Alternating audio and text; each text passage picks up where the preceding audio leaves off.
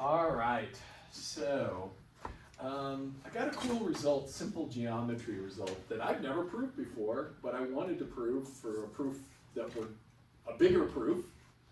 So now I know how to prove this cool result. Let's talk about it. You might even know it, but it actually might come in handy at some point in your life. Thales theorem. I didn't even know it had a name. I don't know who Thale was. It's not a mathematician's name you hear very often. But the result essentially says this: if I've got a circle and it has a diameter, and let's call the center O for the center. Let's call this point A and this point B. So we'll say that AB, that line segment, is a diameter. And O equals the center.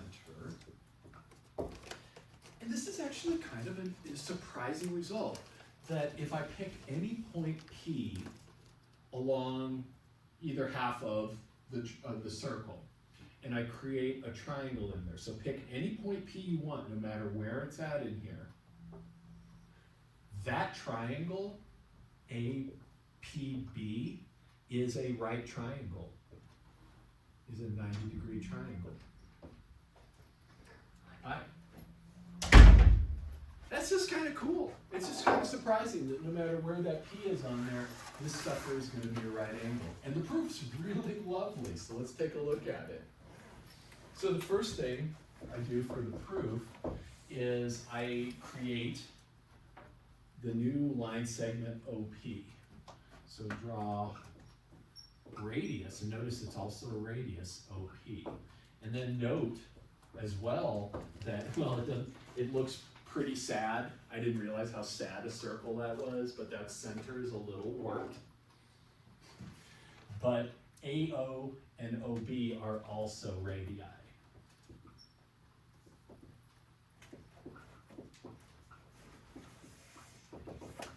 And since they're all radii of the same circle, they're all the same length. Right? So, line. Therefore, OP, the measurement of OP equals the measurement of AO equals the measurement of OB. Neat. So now, look at triangle AOP. Notice that triangle AOP and triangle POB, or how about we do BOP, BOP? BOP are, what kind of triangles are they? They're like a special, they are isosceles triangles because they each have two sides of the same length because they each have two radii as sides, are isosceles. Almost forgot that. I think I almost learned to spell isosceles this semester. Maybe, I think so. So we proved a result about isosceles triangles. What can I say about this angle and this angle? What was that? What did you said something? It sounded right. I take it back. I was going to say they're the same. That's right. All right. They're congruent. What were you going to say, Lou? Kayla also said that. Kayla had also said that? Did she say it, or did her mouth just move the words? I'm just grumbling. So let's call this alpha, and let's call that alpha. They're the same angle. Notice we have the same situation with BOP. So since these two sides are the same, these two angles are the same. They are clearly not the same as the alpha. Right? Is that all looking good? Neat. So how many degrees are in a triangle? Normal triangle, just go 180, right? 180. So thinking about this bigger triangle, adding up the angles of APB, triangle APB, we get, so let's go, we got alpha plus beta, so that's that top one, plus beta has to equal 180. So 2 alpha plus 2 beta equals 180. So alpha plus beta equals 90. So what that says is that this angle right here must be a 90-degree angle. Alpha plus beta is 90. You see that? Make sure you see that. Wait, where? This guy right here, because this angle right here, so therefore, we just put it here, angle APB is right. And that's a right triangle. And that's what I tried to prove. That's the result. So it's actually really just surprising. It's still surprising to me that no matter where I pick that point B, that always forms a right triangle in there, as long as the base of the triangle's the diameter. You're good to go. So that's kind of cool. We'll use that result a bit. Is there any questions on that at all? No? Okay, cool. Let's do the big result that I want to prove, and then I'll show you my awesome app, and then we'll call it a day. And everyone will be happy. Hopefully you're happy already. You'll just be happy and free, I guess is what it comes down to. So the thing that I wanted to show is that let's see, I gotta make sure every transformation in the set of hyperbolic transformations on the Poincare plane, I might need to refresh your memory about what that means when I say it like that, is the composition of two reflections. Position of two hyperbolic reflections.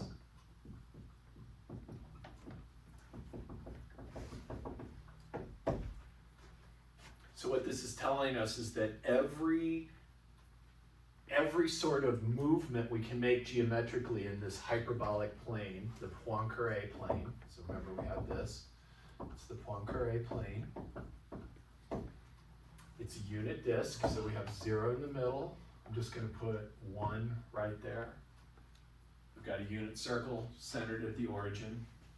And this outer edge is the circle at infinity. And D represents the interior.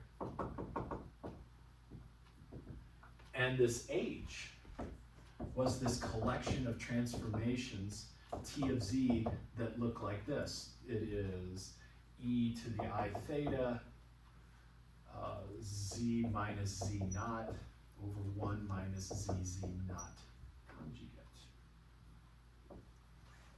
where z naught is some point inside. So it's just inside the thing here. And so for each point, I've got a transformation. Actually, for each point, I've got a bunch of transformations. Once you fix z naught, this theta could be anything. So you've got this like rotational factor going on as well. This is a 2-parameter family, theta and z naught. Determine your transformation. And so they all look like that, which isn't super informative, but when we think about this, it becomes really beautiful. And it's going to make sense of thinking back when we were talking about symmetry and what was a line. What did it mean to be a line in these weird spaces? What was straight? It's going to make a lot more sense. We'll prove this, and then I'll show you the app, and I think hopefully some cool things will spark in your brain. So let's prove this sucker. Now, I've been practicing this proof for a while. Practiced again this morning. As soon as I booted Lou from my office, I said, I gotta do math. I went and practiced the proof. We'll see what I can get. I'm gonna see if I can do it without looking at my notes.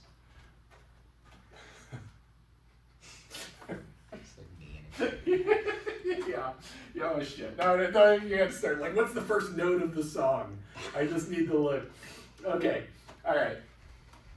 So let T be any transformation out of this collection here. The first thing we note is that when it's in here, we know that T maps the disk onto the disk. So I'm putting this onto here. If you've had logic and proof or you're in it now, that word means something more potent to you. But the way to think of it is everything here gets hit. It basically just takes the disk and does something to it, and what comes out is the whole disk. Nothing is missing. So it's a transformation of that inside. And we also know, and I said I wouldn't prove this part, that T maps the boundary onto the boundary. Which kind of makes sense. It would be weird if it took this whole inside and just put it back on itself, but didn't do the boundary. There is a little proof you'd have to do to associate to prove that. If you wanted to do it, maybe that could be some cool problem that someone did if they didn't want to present.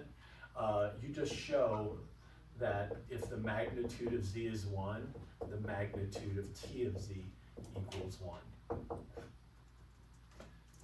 So for this, you would let z equal e to the I theta, or e to the I phi, and you can kind of work it out from there. I actually have it if you want to see it. It's kind of boring, so I don't want to do it. I'm just going for the glory today. So we know this. So what this means is that if you've got this disk and T sends the disk back to itself, then something has to hit 0, right? If I take all these inputs and I get out everything over here, there had to have been some point z0 over here that actually got sent to 0. Something got sent to 0. So that's the first observation that gets this proof on the road. And let's write it up a little more convincingly and clearly.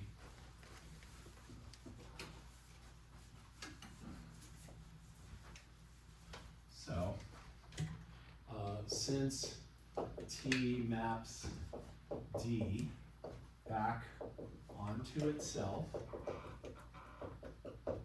there is some. There's a creaky ass chair over there. I'm sorry. No, it's okay. It's just like I want to bring some WD-40 in and fix that thing. It's okay. There is some Z naught in D. Now I'm gonna, you know what? I'm not doing it. I'm switching chairs because now I've noticed. That's all good. Who could blame you? Less creaky. Less creaky. Such as D Z naught equals 0. Does that make sense? Just that basic fact that something has to get sent to 0. Let's just call it Z naught. So I'm saying let's pick that. That'll turn out to be this Z naught right here. So we're kind of building this thing inside here from the outside in. Okay, so I've got this Z naught. Here's S 1 infinity, unit circle. That's all that is. Here's 0, and then maybe my Z naught is here. Actually, let me make it over here so I can draw it a little bit better. I'm going to reflect or invert Z naught over the unit circle. So I'm going to find its reflection over the circle. So that will be on the same line as Z naught. We get Z naught star, and let's write out Z naught star equals the inversion of Z naught in that unit circle that we have a very fancy symbol for, but it's just the unit circle. So remember, the formula for that is this. Does the flip. So we've got its symmetric point, and I don't know if I've said this before, but I'm going to say it now. Z naught and Z naught star are symmetric with respect to the circle.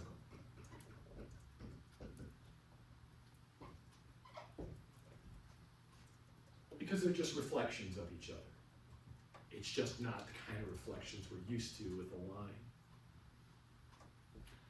Okay, cool. And then there has to be some other point that goes to 1. So since this T takes the boundary, the unit circle, and maps it back on itself, something had to get sent to 1. And so let's write that out. Since T sends S 1 infinity onto S1 infinity, there is some Z1 on the unit circle. So now I'm just talking about the boundary, such that T of Z1 equals the point 1, just the number 1 that's sitting right there on the right side. Somehow it's taking a circle and rotating it so that your Z1 gets sent over to 1. Does that make sense? Is that a Z1? That is a Z1, yes, my friend, yes. I'm gonna look at my notes just to make sure shit doesn't get too crazy around here. Okay, cool. Now we just do a few special case, one special case, and then that makes life really simple and nice. So the first thing we're gonna assume is that the thing that gets sent to 0 is actually just 0. So it takes 0 and sends it to itself, which is quite nice.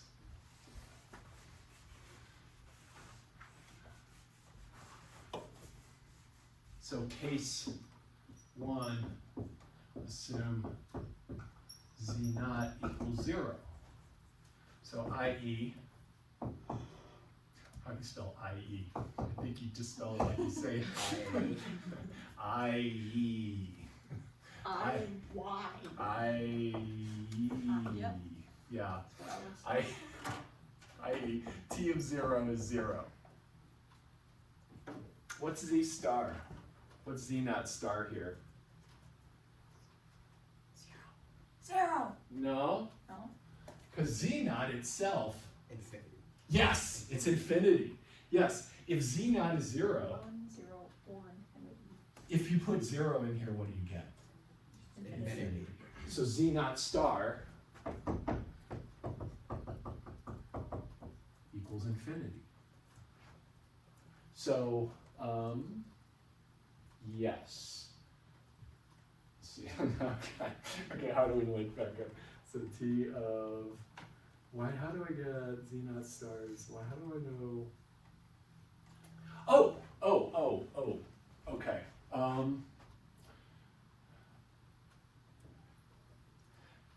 Now it's like my brain is completely fried. I want to say, therefore, T of infinity equals infinity. Now I just got to figure out how to get there. So T of, how did I get there? Because I just kind of like wrote it in my notes. Because it's for Z naught, right? So 1 over infinity is still infinity? Yes, but there's a deeper, it's because I'm running it through T, so this is it, we never talked about it. Here's a result that we haven't proved, is that Mobius transforms preserve symmetric points. Now, what I mean by that is the following. So assume P and P star are symmetric, in other words, reflections of each other with respect to some Klein C. So that could be a circle or a line, either one. Then T of P and T of P star are symmetric with wherever T sends this guy. So they are reflections of each other over the image of C through T with respect to T of C. It's kind of a big thing to prove. It would take a while. I'm hoping you will let me just state it and you'll believe me. Alex doesn't want to believe me, but he's just harassing me mostly. I ever though? So, because these 2 points were symmetric to begin with respect to the circle, when I run all this stuff through T, they are still symmetric on the other side. So in other words, since Z naught and Z naught star are symmetric, so is T of Z naught and T of Z naught star are symmetric. And so that means that if I take T of this I get out 0. We already know that. What point is symmetric to 0? Infinity. Infinity. So since 0 and infinity are symmetric, the outputs have to also be symmetric. So it has to send z naught star to infinity.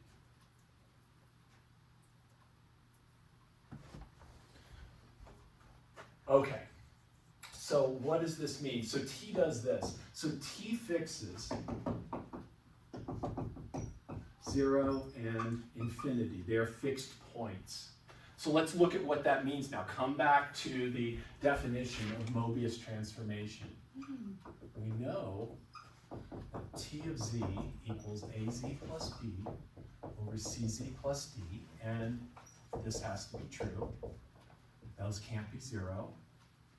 So what is t of 0 equals 0? Can you just take a minute and see what you can come up with? What do these two assumptions mean about that form right there? Let me just let you think of it. What is the same transformation? So right now I'm looking to use this to get info about A, B, C, and D. Like what would they have to be for this to hold true?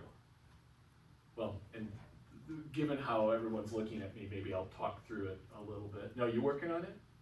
I understand the infinity more. Okay. Well, that's the hard one, so that's impressive. So- Just to make them 0. Yeah, what is t of 0 if this is the form of t? 0. Well, wait, what? 0. B over A, D. B. If you replace z with 0, what do you get? B over D. B over D. B over d. And that must equal 0. So what does that say about these numbers? B 0. B is 0, and probably d should not be 0, Yeah. right? Because you don't have 0 over 0. We all know. I hope we all know. It's like we're here. It's like 400 math. You know, you don't divide 0 by 0 without calculus skills. Some weird shit like that. Does that make sense that b has to be 0? Cool. So that means that this is now what my transformation looks like, and I have d. So now Kayla's looking at this infinity. What is t of infinity, my friend? Isn't it just A over C? It is just a over c. You just do the limit as z goes to infinity. So it's a over c, and that has to equal infinity. Now, I don't get to let a equal infinity, because that would look weird. What needs to happen here to get infinity? C has to be 0. C has to be 0. Yeah, exactly. You got to divide, and a better not be 0, right? So this implies that a is not 0, and c must equal 0.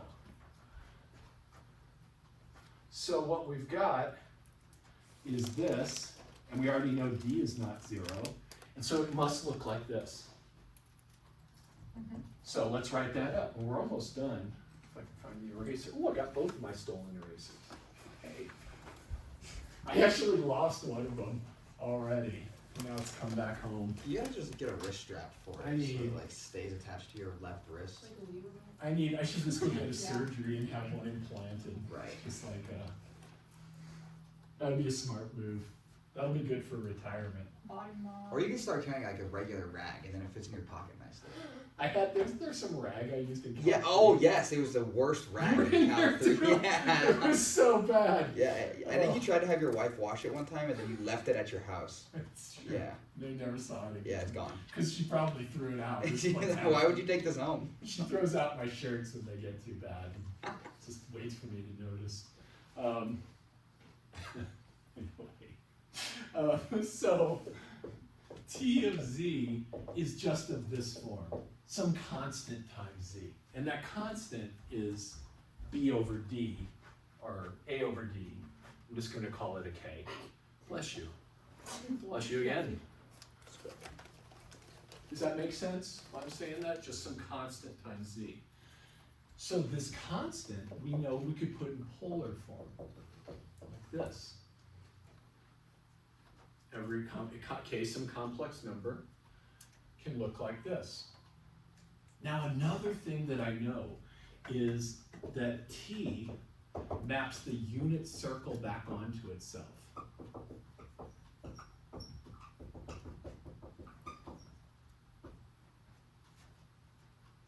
So that means that what would that mean here?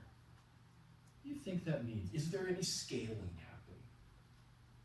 There's no scaling, right? It's not stretching the plane at all. If the unit circle goes back to the unit circle, no stretching occurred. Otherwise, the unit circle would have turned into some other circle of radius r, or something smaller like that. That's what scaling would look like. So r has to be 1. There's no scaling. And what that tells us then is that, therefore, t of z is just e I theta z for some theta. 2 pi. What is that? 2 pi. It could be 2 pi, but not necessarily. But so we don't know what the theta is. It could be lots of things. But what does t do to the plane? What does t do to the disk, if that's what t looks like? Just goes around it. Yeah, twist, just a rotation. It's just a rotation, right?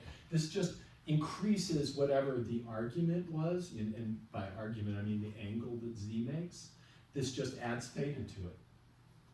So this is just rotation by theta about the origin. How do you do a rotation? Euler's method. Two theta. Oh, it's 2 reflections across. 2 reflections. I was waiting for yeah. Yeah. Exactly. 2 reflections over crossed lines. Yes. Which Right? is You knew that. a last total time. distance of 2 theta is, she's correct about that though, right? Because if you It- want to the rotate, if you want to angle- rotate across, Absolutely. you can reflect it. Absolutely. The And- max could be yes, 100%. So lots of correctness here. We're so right. So, Dubs. but That's the first time in my life. rotate. No, not even really on a roll. Rotation can be accomplished with 2 reflections over lines through the origin. Accomplished by 2 subsequent reflections over Euclidean lines. So that means there are lines through the center of the circle over 2, and let's be really precise, when we do have Euclidean stuff, straight in the way that you thought straight was before you entered this mad class, over 2 Euclidean lines, and that means it's going to look like this. 0, I got line 1, and I got line 2, and since they go through the center, they're as straight as can be. And you can find the ones you need to do that with. So if you wanted to rotate by theta, just make sure these are The same photos. theta over 2 apart, right? And that'll do it. Remember how it doubles the theta? Do we remember that? It seems like really restricting though, no? How so? If you can only rotate by theta over 2. I mean, if you do that 2 times, you have 1 theta, but then you can't do anything less than half a theta. Right? yes, that's true. I guess But what I'm if not you- seeing why you feel restricted by that. Well, because but- what if I don't want to go theta over 2? What if I want to go theta over 4? I'm so serious though. Well, Yeah, if you I'm wanted gonna to pick do theta. theta over 4, I mean, so here's the thing, Alex. We're coming in here. This was given to us, right? Someone handed and said, I need you to rotate by pi over 6. They're telling, there's a certain rotation that must occur to enact that rotation. So, what if this did say pi over 6 right here? I have to get a pi over 6 rotation, so that would mean I need to pick 2 lines that are pi over 12 apart, and then reflect over those to get that effective. But pi over that 6. seems like then the 2 intersecting lines. Okay, that's fair. That makes complete sense. But that makes it seem like that the intersecting lines are just arbitrary in any problem. I mean, they are here for reflection, for rotation. That you could pick any 2 lines you wanted here in the plane, in the hyperbolic plane. You could pick any 2 lines and just reflect over them. You could do this in Euclidean planes, and I encourage you to perhaps present this if you want or something. But if I was in the Euclidean plane and you said, hey, Dr. T, there's this point O and I want to rotate pi over 2 around it, I would just pick any 2 lines that made an angle of pi over 4 and then reflect Two over ways. them 2 times. twice. Yeah, over this one, then that one, and it'll enact a pi over 2 rotation from wherever this was. So it's kind of just because you can. Yeah, Then. yeah. Okay. That's fair. And And that's our cool. goal here- I'm cool with that. Yeah, I it's just, cool. yeah. And our goal was to see how these things could be 2 reflections Yeah. in a row. Okay. Does that make sense? Sure. That's cool. I enjoy the conversation. I mean, It's a good dinner conversation. This is what I wished dinner conversations were. no, well. No. I would probably go to more parties if that's what we were talking about. Nah, I wouldn't. I'd have to leave. If I could zoom into the party, that would be okay. Even that's a stretch. Even that, can I keep the camera off? I might have an AI agent represent me. Okay, so when z naught is 0, t is just a rotation. So when t sends z naught 0 to 0, it's just rotating. So let's assume we got some cool construction coming up here. The z naught is not 0. And this is where we have to argue very differently. We're still going to do like a rotation in there, but remember we've got 3 points now. We've got 0, we've got z naught, and we're going to move that off of 0 because we know it's not 0 anymore. We're assuming it's not 0. And so its reflection is on a straight line, on a ray from 0 through z naught out to here, and you can just kind of wing where That's that's just going to be. Still has to be. What's that? Nothing. Go on. Okay. And then there's this point z1 that we're going to eventually send to 1 right over here. We'll get to that last. First we're going to do this guy. So I got to get colors because we're going to build some circles. And this is actually just really Us? freaking cool. Well, I mean, You. you're going to watch me build circles.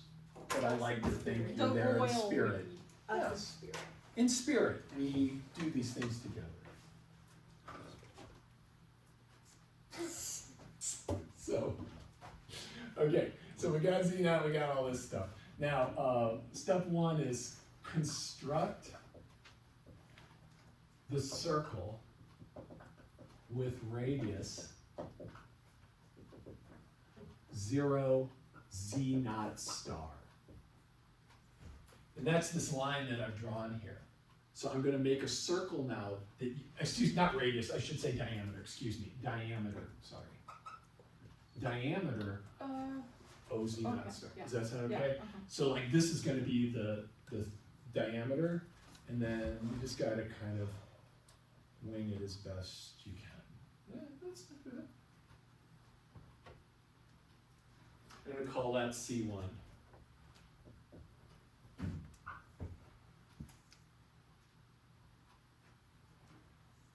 And then we notice that that intersects the original unit circle at 2 points. Let's just pick one of them. It doesn't matter which one you pick. 2 is let P equal one of the points of intersection.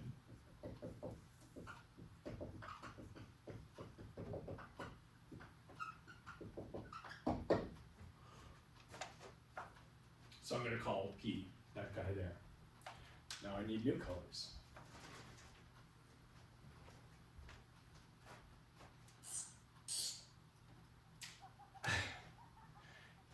I'm going to draw a triangle in here.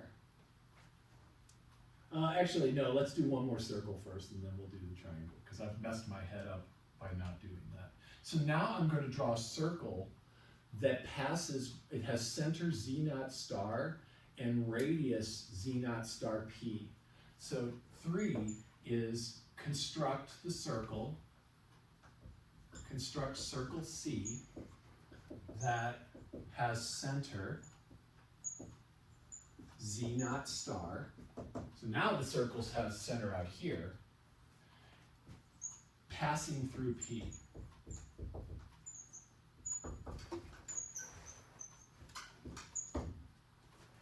Purple's terrible. Can you all read that okay? Is that Alex? Alex and Joshua. So that circle is going to look like this. It's a big, big circle. Oh shoot. So there's C. That looks like that. That was a big one. Oh no, but that's best. Yeah, just, yeah. Do the best you can. That's what? Wait, what did you say? It's You a did say- verb. Oh, It wasn't me. okay, what in here? Now what we're gonna do is we're gonna show that circle C is orthogonal to the unit circle. And so in other words, where they intersect is a right angle. Their tangent lines meet at right angles at that point P. So to do this, I'm gonna use Thales' theorem. To see that C is perpendicular to our unit circle, our circle at infinity, draw triangle OPZ0 star. So that is, I'm gonna get a new color. Maybe a red would be nice, brick red. Ooh. Low odor on top of it. Non-toxic, of course. It says low odor on here. So I got a triangle, and notice that that triangle has the diameter of circle C1 as its hypotenuse. Do we all see that? Note that this triangle OPZ star is inscribed in half of circle C1 and has the OZ0 star, the diameter of C1 as its hypotenuse.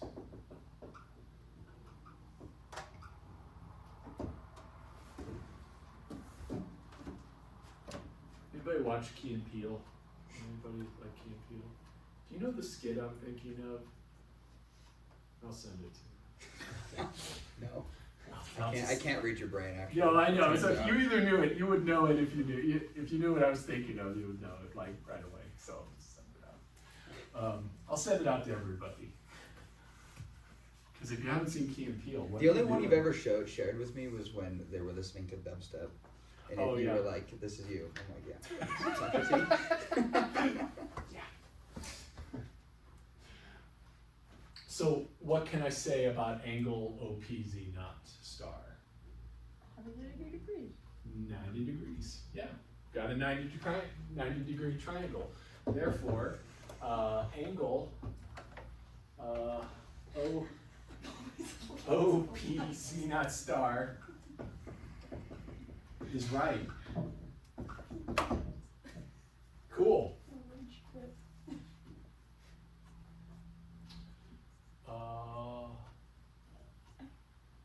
Yeah, so this angle is right here. Even though this picture doesn't look like it, notice that Z0 star is the center of circle C.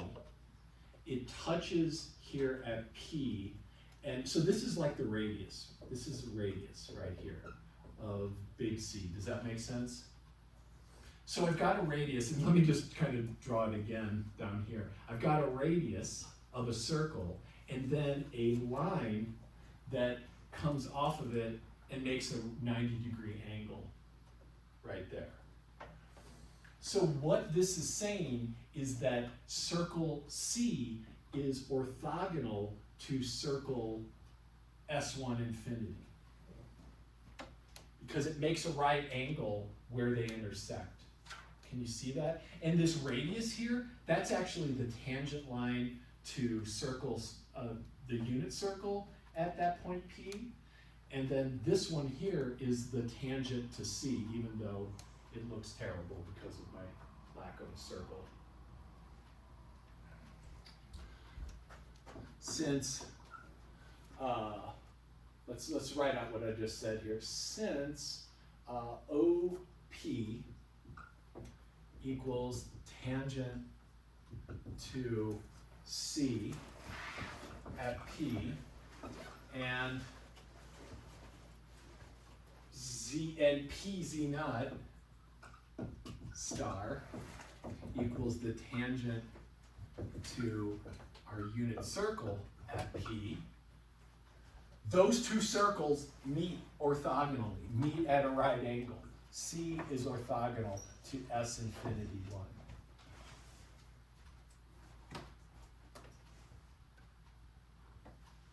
Yes? Sound okay? So what happens when I have two circles? And we didn't really prove this, we just did it one day with like some app that I made. If I have two circles and they meet at right angles, what happens when I invert this one around this one? So I've got circle C and circle, we'll call him M for main.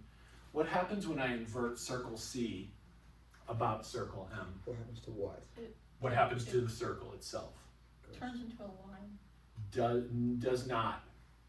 Does not. It just inverts. What? Do you remember that when circles were orthogonal to the thing we were inverting around? And I'm thinking clearly not, but It, you might. It goes to infinity or something. It would only go to infinity if it passed through, it would only become a line if it passed through the center. Like it does the, like, if this is the circle, and then you're inverting this circle, then Yeah. it goes like, woo. You know what? I fixed this one actually. Yes, kind of. Like it, like, If I invert Like C it's like around this. M, C stays the same. oh. So the circle, when I invert a circle, when I invert a cline that's orthogonal to another cline around one of these two clines, it doesn't move. Do you remember I had my inversion app? And I was like moving the circles around, and the ones that stayed the same were the ones, and oh, Alex has got it. You got it up there? Yeah, this is your circle inversion. Can I bum that from you and show folks? Yeah, is that the right Thank you. one? Yeah. Here, let's show it. Thank you. Is there a HDMI? Yeah, there's or USB-C. USB-C is even better. Either of them. Cool. Thank you. You're welcome. That's lovely. You're welcome. Let's take a look.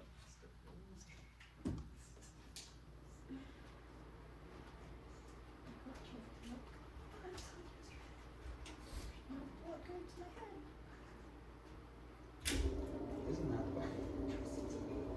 That was, not only have you been on top of the material, now you're saving me with pulling up apps. Well, because I actually don't really understand what you're trying to tell me. So I'm really trying I don't to think see you're it. alone. Yeah. I don't think you're alone. So in this app, what we're doing is inverting around the blue circle. You should probably get rid of those other. Just click clear because those two circles I added. Yeah. Okay, so I'm going to draw another circle. So I'm going to draw this circle right here. So the red circle's the circle I'm inverting, or the green one. You could look at either one as being inverted. But notice what happens when can I drag this? I can't remember. No, I can't. So when does the circle become itself? You see how that one inverts into itself? Right. When the, Wait, so is the green circle just When the it's inversion our of Yes. the red one? Okay. Yes. Okay. So here, when you look at these two, or there's that weird little one, and there's a little weird buddy down there. But this red one turns into a whole new circle. They share the same points of intersection, which would make sense because we're flipping around that circle. Yeah. Did you have something to say, Luke? so they Yeah. invert when the green circle is orthogonal to the Yes. Yes. blue circle. Absolutely. Yes. So when the circles meet orthogonally and you invert either one around the other, they land back on themselves. Does that sound reasonable? Yeah. You've had enough. I know, it's okay. It's okay. I know you're good. I'll see you. I'll see you at your you're presenting tomorrow, no? No, you're not. Yeah, but he's gonna watch ours He's though. gonna come see. I'll see you there. A lot of pressure on me. It is a lot I of did tell pressure. him how I'd research it really hard to ask complicated questions. Oh, But I then hope he- you do, because I've been researching this real hard, Marissa. So Yeah, let but me then I have show to off go my. for like back baseline, the basic steps to reach to the point of your research. I got that. I know how to build the box. That's cool. Build up the box. There's Like context. it's the box. It's the not box. the- There's a specific Oh, the box. box. It's Okay. for their research. Yeah, it's the box that we built our experiment in. Okay, now watch, look. I'm moving the radius of the thing we're inverting around, and you can see the other one. See how they're not meeting at right angles? the radius of the blue circle? I'm changing the radius of the blue circle, yeah. So the inversion images, change. And as soon as I get it just big enough here so that it's orthogonal to that original one, now that one meshes up. Isn't that something? Isn't that cool? I think that's kind of cool. Yeah. And this honestly is a big part of the whole like reflections in the hyperbolic plane. This is why these are our lines. Because when I invert this whole blue plane, this is like our world. This is our hyperbolic world.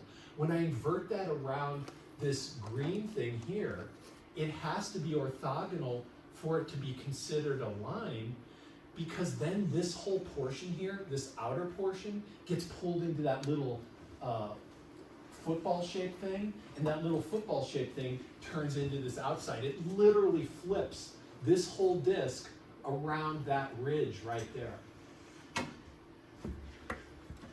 Does that make sense? Do you kind of see how that's, because that's like an important insight. So, thank you, Alex. That like, does that help, Alex? Yeah. No, I see what's going Awesome, on. awesome. Good, good, good. Let's finish this proof, show you my app, my new app, the newest app, and then let's get the hell out of here. All right. Gotta finish the proof. But now at least we understand that key move there. So where are, better read my notes. Now I've actually got myself really fried. Okay, so, okay, pure rotation, Z-naught, so we're doing all that stuff. Okay, cool. So now I'm going to invert around Z-naught star.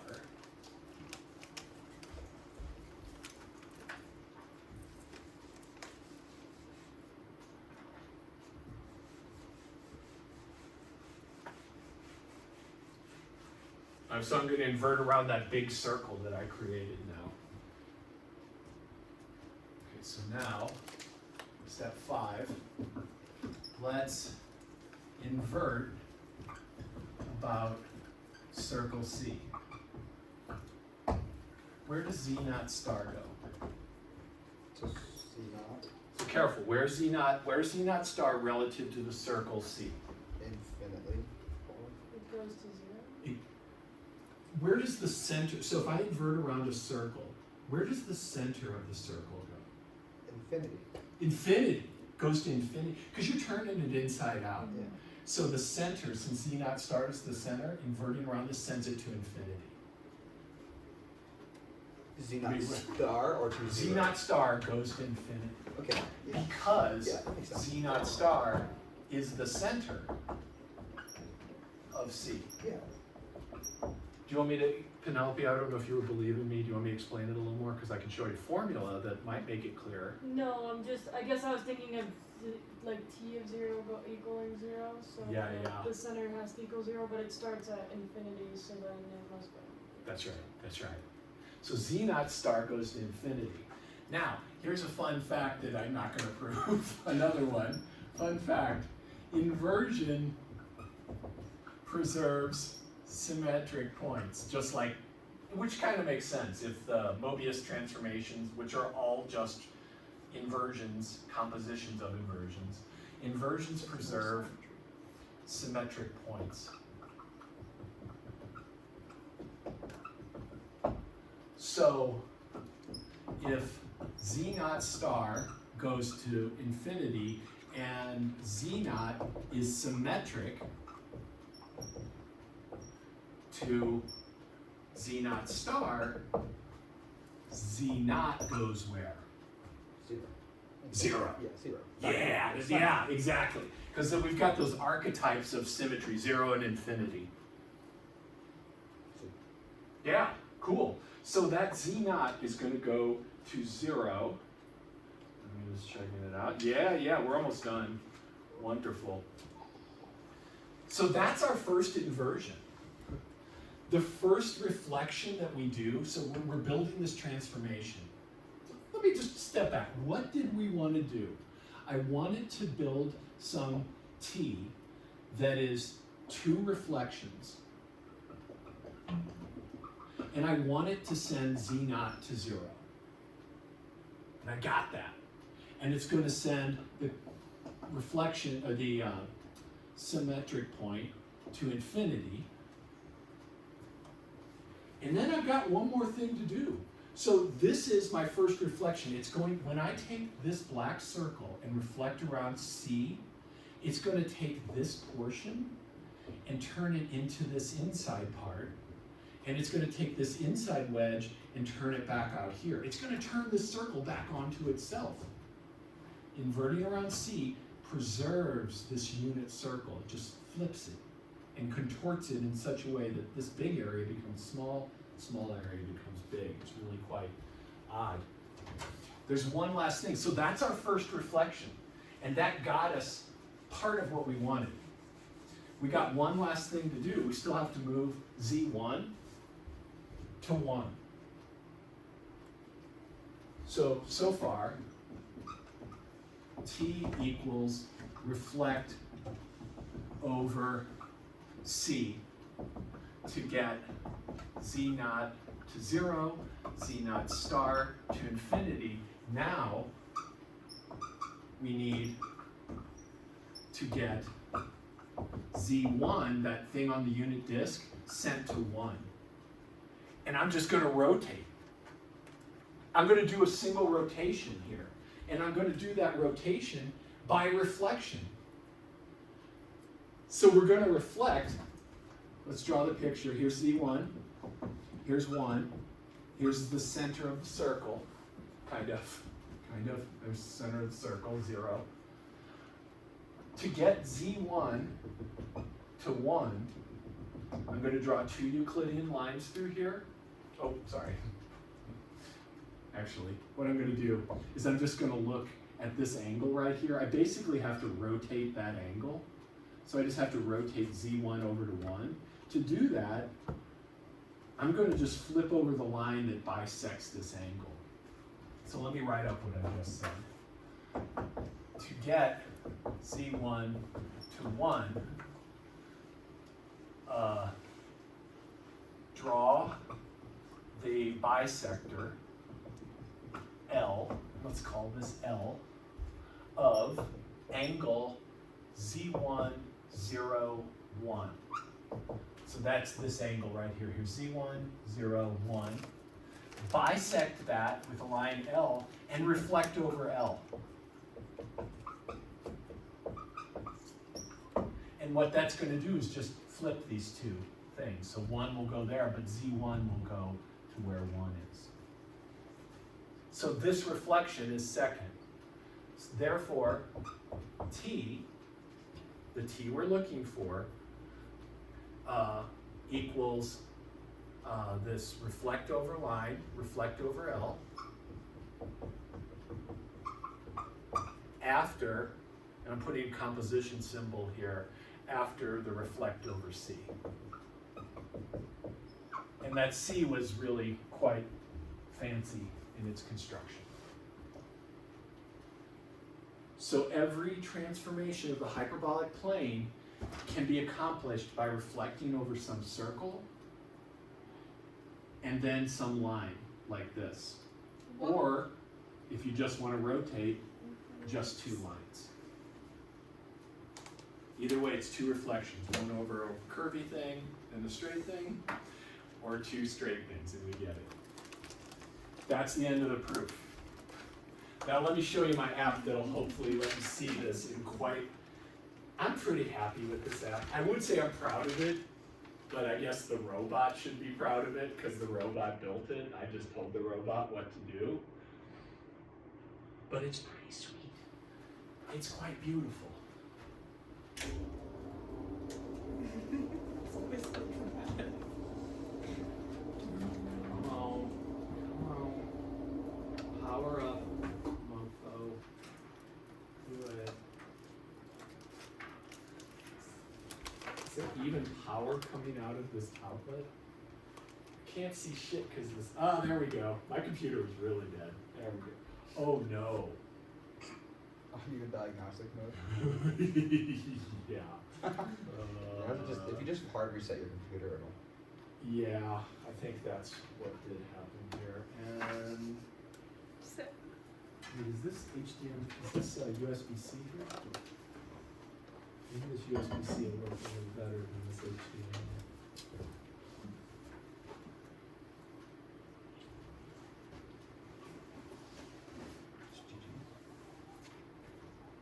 It's almost done testing the memory, which is not a good sign. Huh? Why are we doing the BIOS stuff? There we go. Okay. Plug in. Alex's computer worked. Does there have to be? Yes, there we go.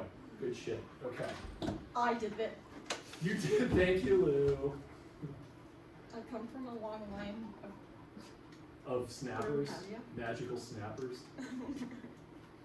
Okay, so where be the app? Ah, alright, so check this out. So there's the Poincare plane, and those are two lines that I can reflect over.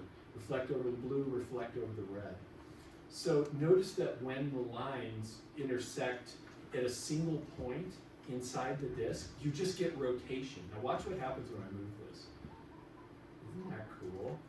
You can actually see the rotations of what would happen there. So whenever there's just this simple intersection, you get a rotation of the plane. There's like some weird scaling. You can see it as you get to the side, the circles start to cram into horocycles as we get to the side. Let's look at that. Now watch what happens once the lines become tangent at infinity. So when they meet at infinity, now we've got some like those are horocycles, I guess, right there. They were What- becoming horocycles. Yeah, Do what's the up? dots just represent like points so you can see? Yes. Yeah. So I asked it to just pick some points and then reflect a bunch of points over this line, then this line, and it mapped out the trajectories of a bunch of lines. So those are paths of motion. And here you can see I don't know, it's got this weird little artifact in the middle.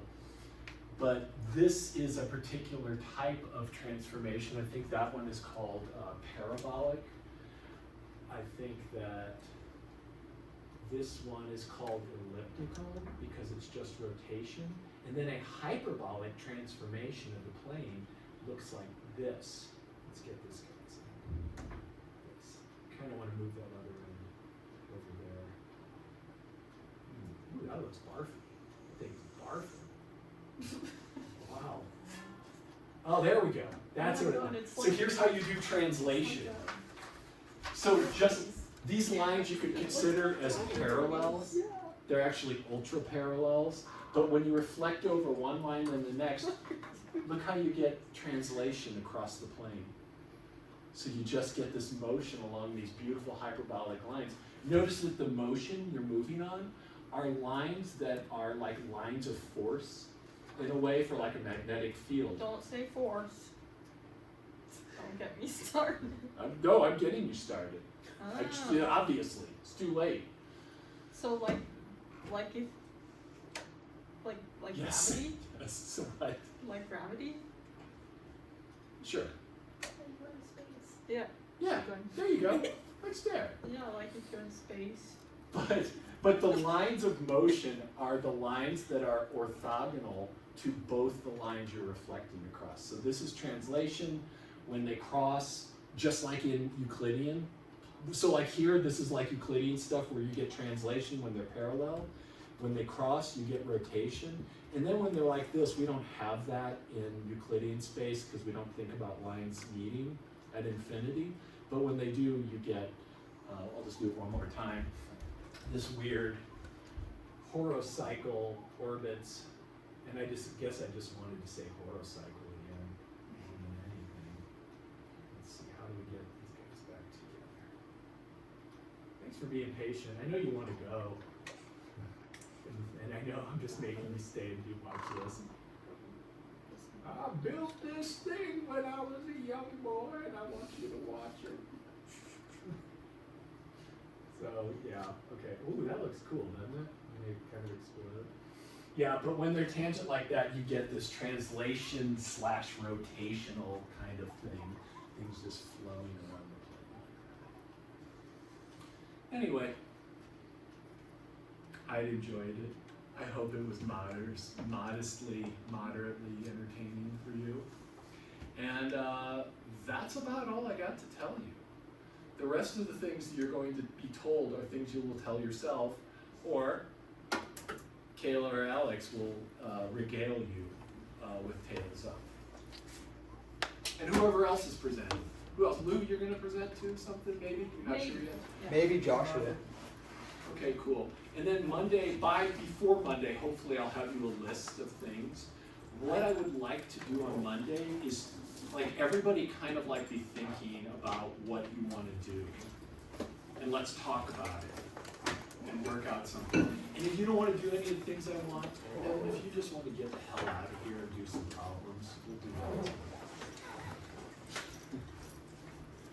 I think you're fully capable of doing whatever you choose, but I wanna, this man is tired. This man is tired. He's got a whole master's degree, so you better not be too hard. Well, he's gonna get summer off, right? What? You get the summer off before masters? Yeah. Oh, good. Which, Dr. T, that's not always a good thing. You know, me and Evan are actually just chatting about this. But, Like, explain. like, when you don't have a thing to do over the summer, that means, like, if you don't have an internship or, like, a summer research, Yeah. which means you don't have a job. There's that. Yeah, I applied to 40 internships and